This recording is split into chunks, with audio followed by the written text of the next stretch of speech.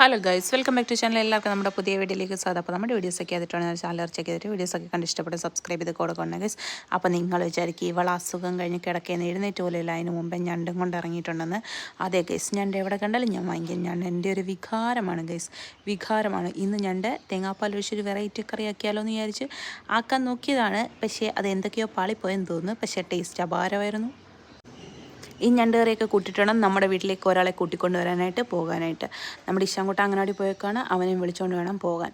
അപ്പം നിങ്ങൾക്കൊക്കെ ഞണ്ട് ഇഷ്ടമാണ് ഗൈസ്. ഞാൻ ഞണ്ട് എവിടെ കണ്ടാലും അവിടെ കമന്നടിച്ചങ്ങ് വീഴും, അത്രയ്ക്ക് ഇഷ്ടമാണ്. എൻ്റെ അമ്മ കഴിഞ്ഞ ദിവസം ആശുപത്രി കിടന്ന് പറഞ്ഞതേ ഉള്ളൂ, ഇവളെന്തായാലും ചിക്കൻ നിർത്തി എന്ന് പറയാൻ പറ്റത്തില്ല, പക്ഷേ എങ്കിലും അവൾ ഞണ്ടും കൊഞ്ചുമൊക്കെ ആണെങ്കിൽ എവിടെ കണ്ടാലും വെറുതെ വിടത്തില്ലെന്ന്.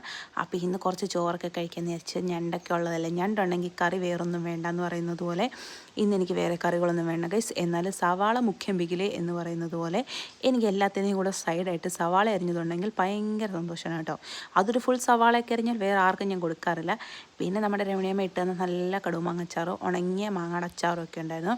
അപ്പോൾ ഗൈസ്, നിങ്ങൾ ആർക്കൊക്കെ ഞണ്ട് ഇഷ്ടമാണ്? എനിക്ക് ഞണ്ട്, കക്ക, കൊഞ്ച്, കണവ ഈ ഐറ്റംസൊക്കെ ഭയങ്കര ഇഷ്ടമാണ് കേട്ടോ. അപ്പോൾ നാളെ വേറൊരു വിശേഷമായിട്ട് കാണാം. അപ്പോൾ നമ്മുടെ വീട്ടിൽ വരുന്ന പുതിയ അതിഥിയെ നാളെ കാണാം കേട്ടോ.